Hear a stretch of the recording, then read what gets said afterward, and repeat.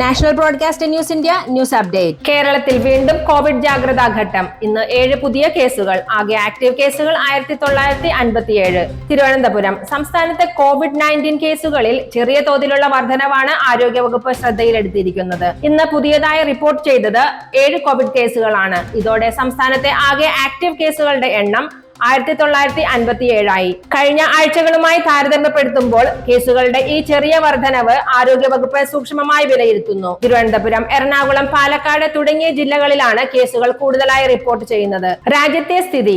ഇന്ത്യയിലാകെ active Covid കേസുകൾ 6491. പുതിയതായി രാജ്യ തലസ്ഥാനത്ത് മാത്രം 358 കേസുകളാണ് ഇന്ന് റിപ്പോർട്ട് ചെയ്തിരിക്കുന്നത്.